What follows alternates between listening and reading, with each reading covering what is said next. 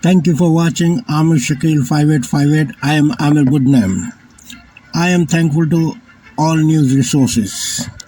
Following news have been reported by American, European and Canadian news channels, Asian and African channels and all news agencies, Reuters, AFP, AP have also reported the same news. Now the headlines. Israel attacked Iranian consulate in Damascus, killing 7 senior military officials of Iranian origin. Havana syndrome from Cuba is killing some Americans. Michigan Democratic governor talk about abortion rights. Strict Florida law for abortion. Houthi of Yemen attacked southern Israel naval base and also international shipping in Red Sea. Differences in Israel and America over Rafah operation. Israel withdraw from Al-Shifa hospital in Gaza. Anti-government protest in Israel. Opposition parties won big in Turkey elections. California storm and flood. Carbon tax increase fuel cost in Canada. On Wall Street, mix Dow Jones down, Nasdaq up, and S&P 500 down. Now the news in detail.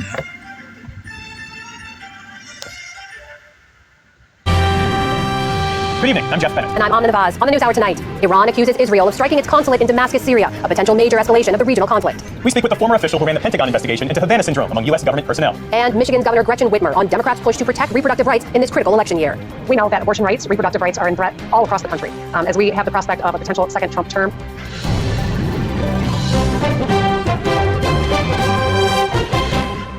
Major funding for the PBS NewsHour has been provided by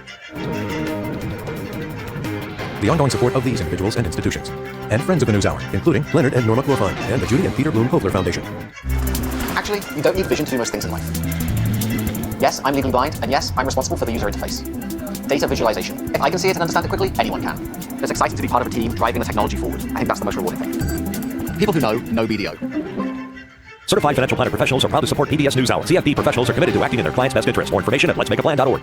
2 retired executives turn their focus to greyhounds, giving these former race dogs a real chance to win. A Raymond James financial advisor gets to know you, your purpose, and the way you give back. Life well planned. The William and Flora Hewlett Foundation. For more than 50 years, advancing ideas and supporting institutions to promote a better world at hewlett.org. And with the ongoing support of these individuals and institutions.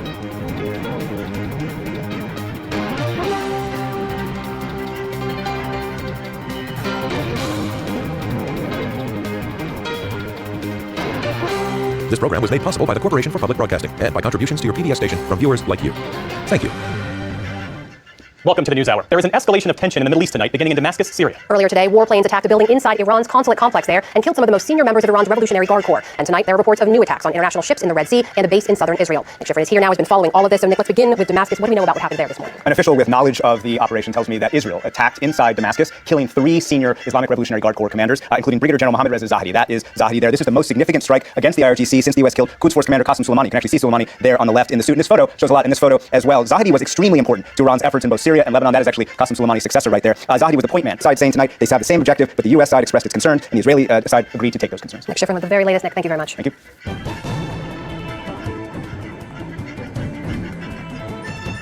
For the last decade, American diplomatic law enforcement and intelligence personnel have suffered grievous, often life-altering injuries in the line of duty. No guns or bombs or rockets were involved. Many say they felt attacked by sound. That's debilitating waves of sound and pressure that have left them with traumatic brain injuries, vertigo, and other physical ailments grouped under the government designation of anomalous health incidents. You may know it by a different name, Havana syndrome. Last evening, CBS News 60 Minutes reported more on this story and assigned blame to a foreign adversary of the U.S., Russia. For perspective, let's bring in retired Army Lieutenant Colonel Gregory Ed Green. He ran an investigation at the Defense Intelligence Agency about the sources of Havana syndrome. He's now the founder and CEO of Advanced Echelon. That's an organization that takes care of Havana syndrome. Army Lieutenant Colonel Gregory Ed Green. Thanks for your insights and thanks for your time this evening. Thank you, Jeff. Take care.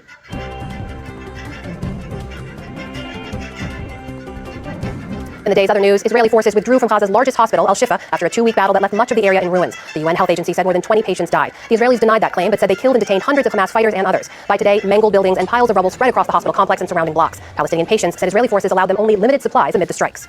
They let in a very small amount of food. We were 150 patients and 50 medical staff members. It was not sufficient at all. No treatment, no medicine, and bombing for 24 hours that caused immense destruction to the hospital. The Israeli military said some Hamas fighters had barricaded themselves inside hospital wards and others launched mortar rounds into the complex. In the meantime, ships carrying some 400 tons of food and and supplies arrived off northern Gaza today. They left from Cyprus on Saturday, organized by the United Arab Emirates and a Spanish charity for the more than 1 million Palestinians on the brink of famine. In Israel, anti-government protesters lingered in Jerusalem today after tens of thousands turned out over the weekend. Hundreds slept in tents outside the parliament building overnight, demanding a hostage deal with Hamas and early elections, insisting that Prime Minister Benjamin Netanyahu must go. If good leaders or a new coalition is not taking over, we are doomed. We cannot imagine him not being replaced because he's driving us to the abyss. Also today, ultra-Orthodox Israeli Jews protested the end of their military exemptions after an Israeli Supreme Court decision. The issue could divide Netanyahu's coalition, which includes ultra-Orthodox parties. Turkey's political opposition is celebrating sweeping wins in Sunday's local elections. The center-left Republican People's Party kept control of mayor seats in Istanbul and Ankara and even scored victories in more conservative provinces. Opposition supporters said the gains inspire hope for change, especially as the country grapples with economic turmoil. To be honest, we woke up to a good day. I believe the results will be beneficial for our country. We all live on the same land. I'm sure everyone will do whatever they can for our happiness, our peace. Back in this country, the Florida Supreme Court upheld a ban on abortions after 15 weeks of pregnancy. That, in turn, could pave the way for the state to enact a stricter ban after 6 weeks of pregnancy. At the same time, the High Court today allowed a referendum on abortion rights to go before voters in November. California is drying out from destructive downpours over Easter weekend. In Big Sur, the deluge caused a chunk of the iconic Highway 1 to collapse into the sea. Some people were stranded before police began escorting them out on Sunday. Forecasters say the storm will dump more rain and snow as it moves east this week. Most fast food workers in California will earn $20 an hour after the state's new minimum wage law took effect today. California has more than 500,000 fast food workers, and many are adults supporting families in a state with a notoriously high cost of living. The law applies to fast food chains with at least 60 locations nationwide. At the White House, officials say the annual Easter egg roll brought out an expected 40,000 people, despite a delay for thunder and lightning. After that, children in raincoats and boots set to rolling their hard-boiled eggs across the lawn, and some even got a helping hand from the president himself. The tradition goes back to 1878. On Wall Street today, strong manufacturing data undercut hopes for interest rate cuts. The Dow Jones Industrial Average lost 240 points to close at 39,566. The Nasdaq rose 17 points. The S&P 500 slipped 10. And the last known survivor of the USS Arizona battleship, Lou Conter, has died in California. He was a Navy quartermaster when the Japanese attacked Pearl Harbor on December 7, 1941. The Arizona exploded and sank, killing nearly 1,200 sailors and Marines. Conter eventually flew 200 combat missions and survived being shot down. He was 102 years old. Still to come on the News Hour, Tamara Keith and Amy Walter break down the latest political headlines. A look at why access to government nutrition programs varies across the United States. And a Rhode Island artist fuses design and accessory, creating art you can carry. This is the PBS NewsHour from WETA Studios in Washington and in the West from the Walter Cronkite School of Journalism at Arizona State University.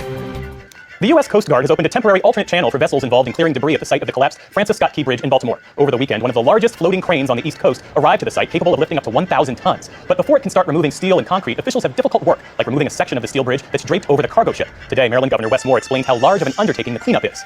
We're talking about a situation where a portion of the bridge beneath the water has been described by Unified Command as chaotic wreckage. Every time someone goes in the water, they are taking a risk. Every time we move a piece of the structure, the situation could become even more dangerous. We have to move fast, but we cannot be careless. President Biden is expected to underscore the government's commitment when he visits the area on Friday. For more on the recovery efforts, we're joined by one of the key people in charge, Lieutenant General Scott Spellman, Commanding General of the U.S. Army Corps of Engineers. Thanks so much for coming in. Jeff, thank you for having us on the program. If I could just begin by saying on behalf of all the men and women in the United States Army, certainly all the men and women in the Army Corps of Engineers, we have everything that we need to accomplish this mission. Lieutenant Spellman, we appreciate you coming in, and our best to you and your team there. Thank you, Jeff. Thank you.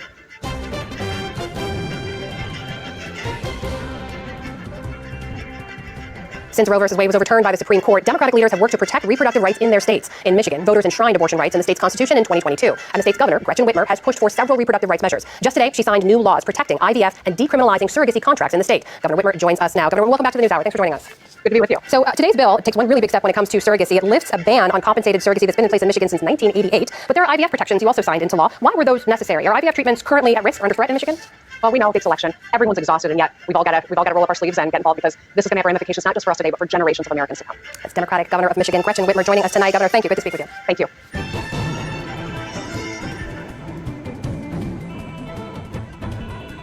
House Speaker Mike Johnson signals a vote on Ukraine aid will come next week, and the Biden campaign courts disaffected Republicans. It's time for a check-in with our Politics Monday team. That's Amy Walter of the Cook Political Report with Amy Walter and Tamara Keith of NPR. It's good to see you both. So we just heard Governor Gretchen Whitmer talk about the Michigan Family Protection Act, which supports surrogacy and IVF and LGBTQ plus parents. We've seen, obviously, reproductive rights emerge as a major driver. Thanks as always. You're welcome. The program SNAP, formerly known as food stamps, is one of the nation's largest welfare systems, helping to feed more than 40 million low-income Americans. But for people in need, what that assistance looks like and who can access it varies greatly. Laura Barone-Lopez and producer Maya Lene Bura have this report, the final part in our series, America's Safety Net. For single mother Betsy Cruz, every trip to the grocery store is a tightrope walk. I always have to calculate down to the penny because when I get to that register, I don't need any surprises because if it comes... You can find more of our coverage of America's Safety Net online. That's at pbs.org/newshour.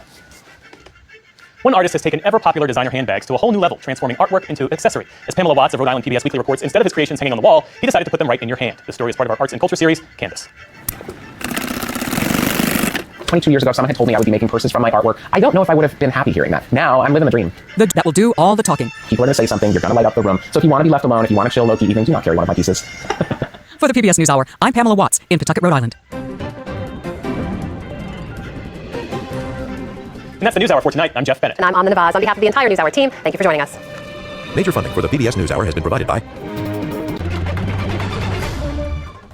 Iran's consulate in Syria demolished in what is described as an Israeli airstrike. At least 11 people are killed, among them a senior commander of the Islamic Revolutionary Guard. Iran's ambassador to Syria says the incident will not remain without response. A sea of rubble, that's what's left of the Al-Shifa hospital in Gaza. The Israeli military withdraws from the medical center after a 2-week raid, and in the latest Israeli airstrike, several aid workers are killed. And while shooting fills the streets of Haiti's capital with heavy gunfire by armed gangs setting panic all around with the ongoing violence. Hello, welcome back to France 24 Newsroom. According to Iran's ambassador in Damascus, the 5-story consulate building was attacked by Israeli fighter jets with 6 missiles. At least 11 people were killed, among them one of the senior commanders of the Islamic Revolutionary Guard. Iranian officials vow a stiff response and called for the international community to react. Most targets have been army positions as well as Iran-backed combatants, such as members of Hezbollah. The militant group has been exchanging cross-border fire with Israel since the October attacks carried out by Hamas. It was the 5th Israeli airstrike to hit Syria in 8 days. This time, according to the Syrian Defense Ministry, it targeted Iran's consulate building in Damascus, destroying the entire annex and killing or injuring everyone inside, in an attack denounced by the Syrian foreign minister. We strongly condemn this criminal act carried out by the Zionist enemy, which led to the death of some innocent citizens who were passing by the street. We emphasize our position beside our brothers in the Iranian embassy and the Islamic Republic of Iran. Surrounded by smoke and dust, people climbed the rubble, nearly 2 stories high, in search of survivors. One of the casualties, according to local media, was a senior commander of the Iranian Revolutionary Guards Corps. His name was Mohammad Reza Sahedi. Israel has carried out hundreds of attacks in Syria during the last few years, where it is widely known that the President Bashar al-Assad supports Iran and its allies. But the attacks have intensified since the war in Gaza began in October last year. The Damascus incident comes just days after Israeli strikes killed 53 people, including 38 soldiers in Syria, and after Israel's defense minister signaled the country would be taking a more proactive approach in the region. We have turned from being the ones repelling Hezbollah to the ones who are chasing them. Israel rarely comments on strikes in Syria, but it has long repeated it would not allow Iran to establish itself on the border. What's left of the Al-Shifa hospital in Gaza is a sea of rubble. The Israeli military withdrew from the medical center after it's said to have killed some 200 militants over a 2-week raid. Meanwhile, a second shipment of food aid arrived from Cyprus with permission to offload. Residents in Gaza are on the brink of famine with aid trucks trickling to the enclave. A 2-week siege at Gaza's largest hospital draws to a close. Israel's army pulled out of the Al-Shifa compound on Monday. The IDF claims it killed over 200 militants and detained hundreds of others. The precise military operation, described as the most successful in the war so far, was launched after Israeli intelligence showed senior Hamas operatives were using the facility. We found lots of weapons and various communication devices hidden within the walls and the ceiling. We found many weapons, sniper rifles, pistols, and a lot of ammunition. Israel's army previously raided the Al-Shifa compound back in November. Since then, the hospital had largely ceased to function. According to the UN's health agency, the latest raid killed over 20 patients and put the lives of dozens of others at risk. As you can see, the destruction is far and wide in the Shifa compound. A large number of people were killed. The evacuation of the sick is ongoing. They let in a very small amount of food that was not enough. We were 150 patients and 50 members of the medical staff. Food was not sufficient at all. No treatment, no medicine, nothing. And bombing for 24 hours that didn't stop. While Israel claims Hamas uses civilian infrastructure like hospitals for military purposes, critics accuse the IDF of going after ordinary Gazans by bringing the enclave's already decrepit health sector to its knees. And now in the latest Israeli airstrike on the enclave, several aid workers from the NGO The World Central Kitchen have been killed, among them citizens of Poland, Australia and Britain. The IDF says to conduct a thorough review of what it called a tragic incident. Described as constructive and productive, US and Israeli officials have held virtual talks on their dispute over a Rafah military operation. The US has suggested alternatives to the ground offensive in the southern city of the Strip. Israeli negotiators plan to talk in person next week after agreeing to take into consideration the United States' concerns. France 24's Fraser Jackson with more. The United States is once again voicing its concern over the Israeli military's planned offensive in the southern Gazan town of Rafah, where over 1.2 million people are currently seeking refuge. The United States held a 2-hour call with the Israelis on Monday, in which they put across several alternative proposals that they said would protect those civilians, and said ultimately it will be up to the Israelis to decide what the course of action is. It's also unclear whether the two sides made any progress and set aside their differences on the issue. The readouts from the call said that the US side expressed its concerns with various courses of action in Rafah, and the Israeli side agreed to take these concerns into account and to have follow-up discussions. They are likely to happen next week, and we are told will be in person. This discussion that was online was the rescheduled discussion, which was meant to happen in person too last week, but that was ultimately cancelled by Netanyahu after the US voted to abstain in the UN Security Council ceasefire resolution. Lawmakers in Israel have approved a bill that enables Prime Minister Benjamin Netanyahu to ban news networks from operating in Israel deemed to be a threat to national security. And he has one in mind, calling the Qatar-based news network a terrorist channel. Al Jazeera condemns what it calls a dangerous move. Monty Francis explains. By an overwhelming vote, Israel's parliament, known as the Knesset, has empowered the Prime Minister to ban news networks, including the Qatar-based news network Al Jazeera, from operating in Israel. The legislation targeting media that, quote, harms the state's national security. Benjamin Netanyahu weighing in on X, calling Al Jazeera the terror channel, accusing it of actively participating in the October 7th massacre, and saying he would immediately act to take the channel off the air. A move criticized by both the White House and the U.S. State Department. And we think the work that the independent free press does is important everywhere in the world. And much of what we know about what has happened in Gaza is because of reporters who are there doing their jobs, including reporters from Al Jazeera. A move like this is concerning. We believe in the freedom of the press. It is critical. Al Jazeera, which airs in Arabic and English, has frequently reported on the suffering of Gazans during the last 6 months of the war and the deaths of some 32,000 Palestinians, something that rarely features in the coverage on Israeli TV. And although Netanyahu faces a backlash over his leadership, including massive protests in the streets, a majority of the Israeli public still supports the war effort. Passed by a vote of 71 to 10, a minority of Israeli lawmakers opposed banning Al Jazeera because of Qatar's ongoing role in the negotiations with Hamas. The new law allows Netanyahu to ban the station for a period of 45 days, which would be renewable and would likely stay in force until the end of military operations in Gaza. In other world news, he had 10 days to gather the money in his New York civil case fraud, and he had 10 days to put up $175 million bond that will prevent the state to seize the debt he owes. Donald Trump won't need to pay the $454 million for now, and he will either get the money back, or if he loses the case, the presumptive Republican presidential nominee will have to pay up. The former president denies any wrongdoing over loans and deals he got through declared financial assets. Feeling helpless and hopeless in Haiti, the ongoing violence in the Caribbean island nation is holding Haitians prisoners in their own homes as armed gangs continue to spread fear by launching attacks on prisons, police stations, and the international airport. Siobhan Silk has the story, a warning though some of the images might disturb our viewers. Another bloody day in Haiti's capital. A gun battle in Port-au-Prince left bodies littering the streets. At least 5 people were killed in the latest violence. Victims' families say their loved ones were caught in the crossfire. I got a phone call this morning that told me that my father had died. I was astonished, and when I arrived, I saw him lying on the ground. This is where the police and the armed car and the armed gangs clashed. That man you see lying on the ground could have been me. These scenes have become all too routine over the last month since gang war exploded here, starting with a mass jailbreak and attacks on government institutions. Prime Minister Ariel Henry resigned amid the chaos, but that's left a power vacuum. Police are overwhelmed as rival gangs vie for turf. Some Haitians accuse police of indiscriminate force. They shoot as they please. The police, like the bandits, have only one word. They will no longer spare the people. If you don't comply, if you don't look for a place to take shelter, they shoot you.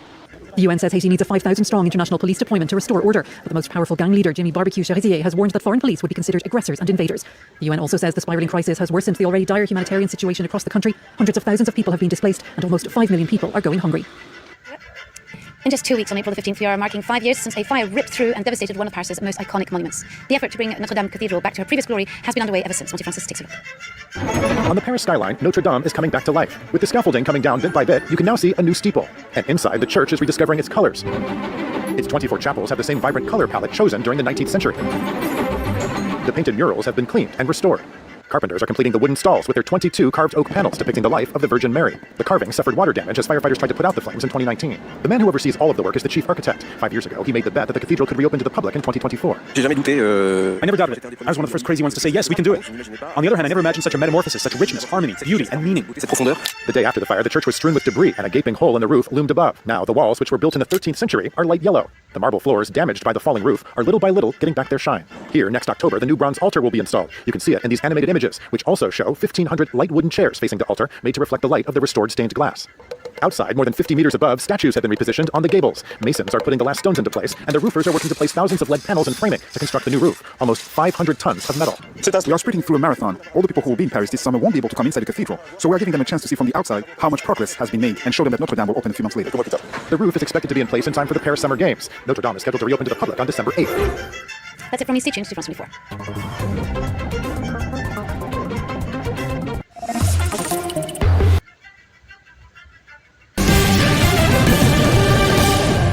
Welcome to Hannity, and tonight as Joe Biden continues to deteriorate right before your eyes, one thing does remain constant. The president is, well, no other way to put it, he is a liar. He is not to be trusted ever. We will explain, and we have highlights of his most recent and frankly most egregious lies about the border, about his son. Now he's blaming the nationwide crime wave that he created, of course, on Donald Trump. Also tonight, we got Biden, Obama, Clinton fundraising. Where was Donald Trump? He was visiting the wake of the slain NYPD officer. We'll have reaction straight ahead. Also, Vivek Ramaswamy will join us with more on Joe's Transgender Day of Visibility proclamation, which he denies. No, we actually have a copy of it. Laura Trump will be here to respond to a nasty, vicious, vile attack from the DNC. And the Speaker of the House, Mike Johnson, has a message for the president who just called him uninformed. We'll see who is uninformed. But first, let's turn our attention to what is perhaps Joe Biden's most blatant lie of all. Now, yesterday, when millions of Americans were celebrating Easter, which is the holiest holiday in all of Christianity, well, the White House, they were busy promoting another celebration. Frankly, one they kind of made up. On Easter Sunday, self-proclaimed devout Catholic, your president, Joe Biden, posted that message right there. Quote, today on Transgender Day of Visibility, I have a simple message to all trans Americans. I see you, and you are made in the image of God, and you are worthy of respect and of dignity.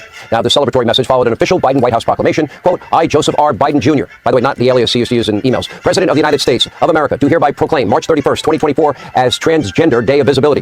At 1600 Pennsylvania Avenue, Easter now has been replaced, or at least at the very least is now forced to share a day with a new holiday that the administration clearly prefers, Transgender Day of Visibility, on the holiest Christian holiday. Now, the Trump campaign called the move appalling, blasphemous. Other Americans, they were equally outraged. But when the president was harshly criticized for the move, well, he turned to his favorite tactic of all. He just flat out lied. When asked about his trans holiday proclamation, Biden told the press pool, quote, I didn't do that. Maybe he just didn't remember. In reality, Biden did do that in writing and then reminded everyone with a celebratory post on X and other social media platforms like the one right there on your screen. Now, the White House did avoid any posting of anything that day in its Spanish language accounts in what appears to be, to some, a blatant attempt to hide the day from traditional Catholic Hispanic voters where he's bleeding a lot of support. Meanwhile, the famous White House Easter egg roll, that had to wait until today, the day after Easter. Needless to say, any display of Christianity was all but banned from the Biden White House. Even religious-themed painted eggs, they were strictly prohibited. You can't make this up. You really can't. This is simply hostility now towards religion. And during his Easter speech, Biden mentioned Jesus how many times? 0. However, a very confused-looking Joe did shuffle out onto the White House lawn for all the festivities, but for a president who famously goes to bed early and wakes up late, well, the early morning start time was quite difficult for Joe. Hunter, on the other hand, looked pretty wide awake. His father, the big guy, really could have borrowed some of that energy. Take a look. You decide. Enjoy the day, and I'm coming down to do that Easter egg roll in just a minute. Thank you all so very, very much. Thanks, everybody. And by the way, say hello to Oyster Bunnies. Come on up, bunnies. Get up here so they can see you. Come on, get in there. Pretty big bunny, huh?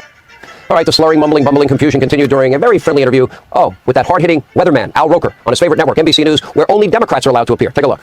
What is so special about this egg roll? Well, what's so special is this is the people's house, and for over 40,000 people here. It's the largest ever, and we just like opening up the place and let people see this is their place. And it always makes me feel good to look out there and see average Americans just walking around looking at what's going on because they own it. Now, that's the best Joe could do, despite zero tough questions from the Democratic operatives on NBC. Now, of course, the president isn't just a habitual liar. He is also utterly and completely incompetent. And as a result, Biden is losing support from both moderates and his radical pro-Hamas base. For example, by the way, the terrorist sympathizers, they were out in full force on Saturday. Take a look there on your screen. They're interrupting the evening Easter Mass at St. Patrick's Cathedral in New York City, ultimately even rushing the altar. Here's the worst part. Joe Biden is desperate for their vote. Right on cue, he is rolling out his secret weapon. Vice President Harris, who is now attempting to woo far-left voters with, calls for a ceasefire in Gaza and calls for elections to get rid of the prime minister and the promise of, legalizing weed and drugs and visiting abortion clinics. This White House has drifted far and away from even the days of Bill Clinton. Remember, he once said about abortion, it should be legal and rare. But if Kamala's campaign is anything like her time as borders are, I don't think Republicans have much to worry about. Now, another Biden strategy is name-calling in an effort to beat Donald Trump. Biden is now trying to be more Trump-like, but his nicknames, they're pretty lame. He's not a pro at this. For example, so-called Broke Don made billions after Truth Social went public. Another desperate Biden strategy for November. They're bringing back Obamacare? Really? Where premiums have skyrocketed since Obamacare? The cost of healthcare, that's way up. Prescription drugs, they're more expensive. Taxes are even higher. And the promise, remember, you can keep your doctor, keep your plan, and the average family's going to save $2,500 a year. Well, that was a total lie. Millions of Americans lost their doctors, millions lost their plans, and on average, Americans are paying over 200% more, with almost half the country now having only one Obamacare exchange option. Obamacare was just an expansion of Medicaid, paid for by anyone that works for a living. Now, this all reeks of desperation. They're trying to shore up their base, and there are no accomplishments from Biden's presidency to tout. Of course not. Joe Biden has been a failure. Everybody knows it. And if you don't think this is a tipping point election, an inflection point for our country and for the world, in 217 days, you are dead wrong. Hey, Sean Hannity here. Hey, click here to subscribe to Fox News YouTube page and catch our hottest interviews and most compelling analysis. You will not get it anywhere else. On this Monday night, dissecting the carbon tax hike, the chorus of criticism, the hundreds of economists who say it's the least expensive way to reduce emissions, and the rising rebates coming to Canadians. The federal government serves up a new national school lunch program. When you're hungry, it's really, really hard to learn. When it will launch and how many students it will feed. Gaza's largest hospital left in ruins after another Israeli raid, but one patient says he and staff endured. And it wasn't always a slam dunk. People doubted me, people look past me. The high hopes this young Canadian can catapult his U.S. college basketball team to the top. Global National with Donna Friesen. Good evening and thanks for joining us. There's lots of sound and fury this April 1st about the rise in the federal price on carbon. Burning fossil fuels will cost people in most provinces a bit more, and they'll get more in rebates. The federal carbon tax applies everywhere except Quebec, BC, and the Northwest Territories, which have their own programs. It's going up 23%. That will add about 3 cents a litre to the cost of gas, and the amount Canadians get back every 3 months is rising too. The next check or direct deposit will be April 15th. It varies by province. A family of 4 in Alberta will get about $1,800 a year back. A family in New Brunswick will get $760 a year. Most households will get a larger rebate than they pay in carbon tax. The intent is to create a financial incentive for people to pollute less. Yet critics frame it as an affordability issue, and that's where politics comes in. Our chief political correspondent David Aiken has our top story tonight. David. Well, Donna, last week, 400 economists, experts, all of them, signed an open letter supporting the federal carbon pricing approach. Carbon pricing is the lowest cost way to reduce emissions. And the independent parliamentary budget officer says that for most Canadians, the rebates will be bigger than the tax paid. We estimate 80% of households get more than what they pay. Though the carbon tax may slow household income growth. Income growth that will be lower than it would otherwise have been. But the country's conservative leaders, Scott Moe, Danielle Smith, Blaine Higgs, and most of all, Pierre Poilievre, don't much care what experts and economists say. Look behind you there. That, right there, is Justin Trudeau and the NDP's cruel April Fool's Day joke on Canadians. It's no joke. On April The Conservatives have been running an Axe the Tax drive for weeks. TV ads, social media campaigns, leaders' rallies across the country. Last week, several Conservative MPs even led protests at the local constituency offices of some of their NDP and Liberal opponents. We've called on my good friend Mark Serre, who's a good guy, but he doesn't seem to get the message that we need a break. He just needs a break. But the more surprising opposition is now coming from Prime Minister Justin Trudeau's ideological allies, leaders of provincial Liberal parties, opposed to the program of their federal cousins. We will make polluters pay, but we won't add additional tax burden to Ontarians. Waiting 3 months for a rebate isn't realistic for a lot of New Brunswickers. The country's only Liberal provincial premier, Newfoundland and Labrador's Andrew Furey, repeated his opposition to the tax Monday and called on Trudeau to convene an urgent First Minister's meeting on the matter. Asked about that, Trudeau appeared frustrated with the premiers. But we're not seeing detailed plans from the premiers on this. They'd much rather try to complain about it and make political hay out of this. And David's with me now. David, the point of the carbon tax is to change behavior. If people pay a little more for fossil fuels, maybe it will push them to find cleaner alternatives, and the rebate will help with that. Is part of the problem for the Liberals a failure to communicate effectively? Oh, absolutely. And of course, that has opened the door for campaigns by Trudeau's opponents to whip up anti-government sentiment. We saw some small protests across the country today, but they have focused only on the tax and not on the rebate. And that certainly is the government's fault. Remember, that rebate was first buried as a credit in your tax return. They called it the Climate Action Incentive, and has only just recently been rebranded as the Canada Carbon Rebate, and it's now paid directly to consumers 4 times a year. Done. Okay, David in Ottawa, thank you. For lots of Canadian families, paying for food is a constant concern. Today, the federal government promised a national school lunch program, something it talked about doing 3 years ago. Canada is the only G7 country without one. It will cost $1 billion over 5 years to provide about 400,000 kids a year with lunch. Research shows it could save those families about $189 per month per child. Mackenzie Gray explains what's planned.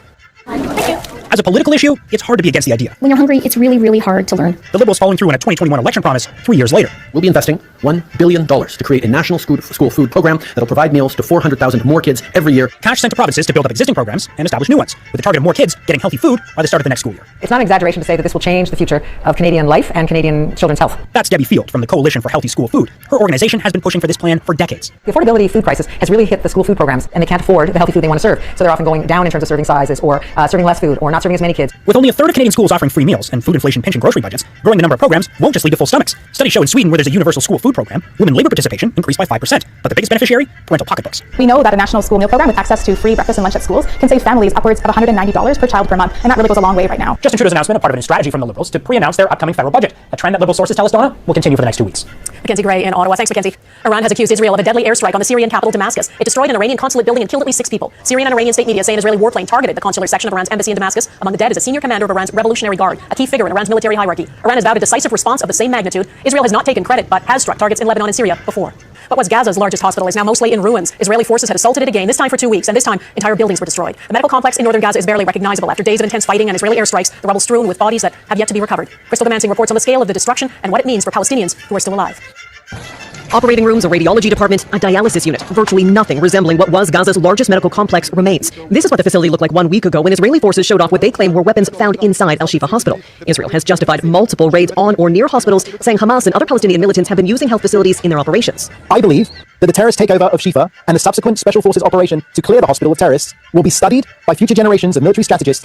Under international law, hospitals are protected during times of war, but that designation can be lost if facilities are militarized. Israel claims more than 200 militants were killed during the operations and more than 500 Hamas or Islamic Jihad members were captured. The Hamas-run Gaza government media office says Israel killed more than 400 Palestinian civilians in and around the hospital.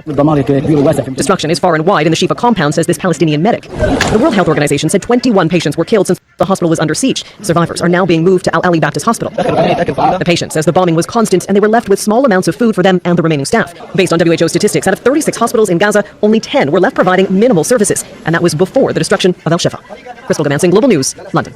Israel's parliament has approved a law that paves the way to ban foreign news networks it deems to be national security risks. Prime Minister Benjamin Netanyahu said he would act immediately to close Al Jazeera's operations in Israel. He accuses the Qatar-based network of being a Hamas mouthpiece. The channels accuse Israel of deliberately targeting its staff in Gaza. Journalists, including the son of the Al Jazeera Gaza bureau chief, have been killed in Israeli airstrikes. A big election defeat for Turkish President Recep Tayyip Erdogan, whose main opponent dominated local elections. Supporters of the Republican People's Party took to the streets in celebration last night after their candidates gained 9 mayoral seats nationwide. They swept most big cities, including Istanbul, where Mayor Ekrem İmamoğlu won by more than 1 million votes. He is widely considered to be Erdogan's potential rival in the next presidential election. The results mark Erdogan's biggest electoral defeat in more than 20 years. There's a new theory about what's behind a mysterious illness affecting diplomats, including Canadians, in Cuba. It's known as Havana syndrome. Now, an investigation by journalists reveals that diplomats may have been targeted by Russian sonic weaponry, controlled by a top-secret unit within the Russian military. Joel Sennett reports.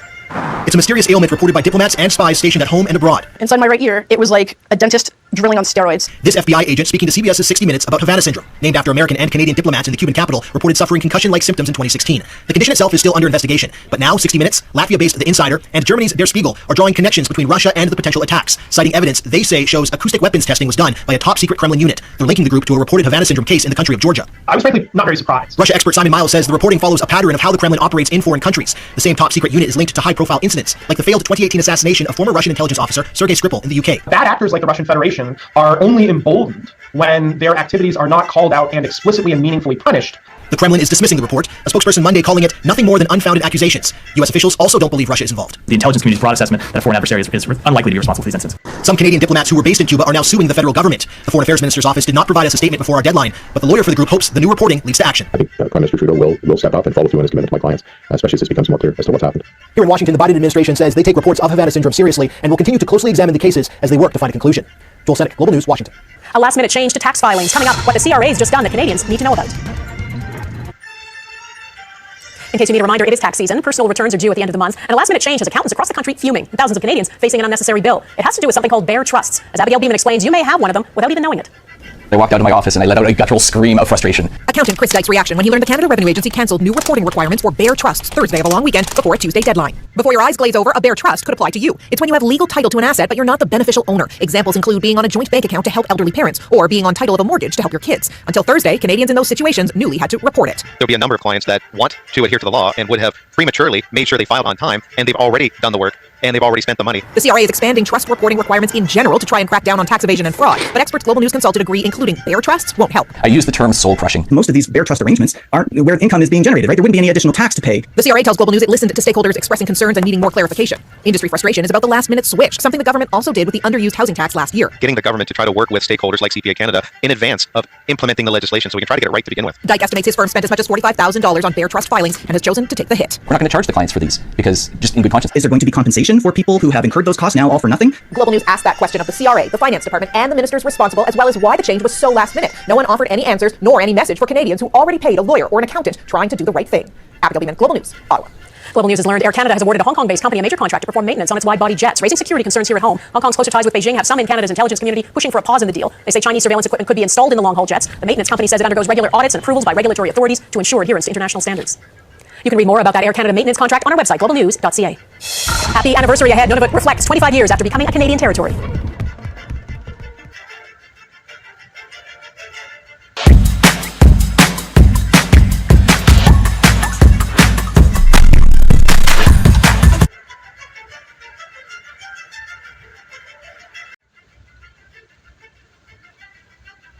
Nunavut is celebrating today. 25 years ago, on April 1st, 1999, Nunavut was established. The biggest change to this country's map since Newfoundland and Labrador joined Confederation. As Melissa Ridgen reports, it took decades for the dream of an Inuit homeland with a culturally appropriate government to become a reality.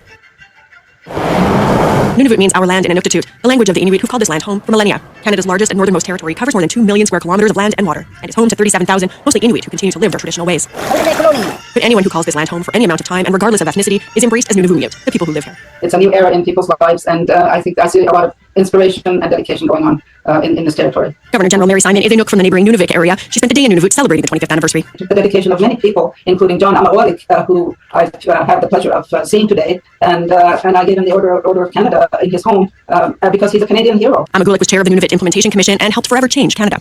It was the first time since Newfoundland joined Confederation that the Canadian map changed, and we as Inuit are so proud of this thing that happened in Canada, which I don't think anybody ever thought that it would happen. This whole region is what Canada called the Northwest Territories until an Inuit land claim carved out the eastern portion, and in 1999, Nunavut became Canada's third official territory. The creation of Nunavut was one of the late Brian Mulroney's final acts as Prime Minister, signing the Nunavut Agreement in 1993 to pave the way for the territory's birth 6 years later. It is a vision that we had, and he gave it to us, and we are forever grateful. Premier PJ Akiaguk's office tells Global News every community today is marking the 25th anniversary, reflecting on all the work it took to get here.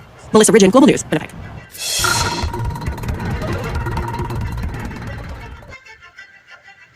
Canada's latest basketball star is hard to miss. Born and raised in Toronto, Zach Edey is in his senior year at Purdue University and stands 7 feet 4 inches tall. He is among the tallest players in U.S. college basketball history. Eric Sorensen explains how he's worked on his game and is taking it to new heights.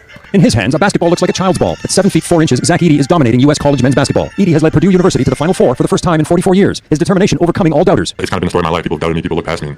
Can't do that anymore. It's been a remarkable journey. Edey only started playing basketball in high school after trying out hockey and baseball. This kid had a whole bunch of transferable skills from other sports. That was the first time I saw him, and instantly it was like, wow. At Purdue, he blossomed. His mom remembered the time a youngster asked for his autograph. He hadn't even played for the team yet. We said, that kid just got a signature from a nobody. Well, he's not a nobody anymore. In the U.S. College Basketball Championship, he has scored 30 points and 15 rebounds in all 4 games. Who else has done that? Wilt Chamberlain, Jerry West, Elvin Hayes. Only among the greatest in the history of the game. So, Zach Edey should be a shoo-in for NBA stardom. It's not, as they say, a slam dunk. Edey's game looks like it's from a different era. A center playing close to the basket. Today's big men are nimble, can shoot from long distance, like Victor Wembanyama. The game has changed now, and the big man is not used quite as much as he was before. But I think Zach is good enough to overcome sort of those different philosophies. Those who watched him say he's ready. Zach Edey thanked his coach, Matt Painter. 4 years ago, he took a chance on me when not a lot of coaches would. So few wanted to take that chance. Now, in the Final Four next weekend, Edey hopes to give back to bring Purdue its first men's basketball championship in history. Eric Sorensen, Global News, Toronto. And that is Global National for this Monday. I'm Donna Friesen. Tonight's Your Canada is the Canadian Museum for Human Rights in Winnipeg. We'd love to see Your Canada. Please email it to viewers@globalnational.com. And thanks for watching. Hope to see you here again tomorrow. Bye-bye. Thank you for watching and privilege of your time. This is Amir Shakil 5858. I am Amir Woodman. Have a good life.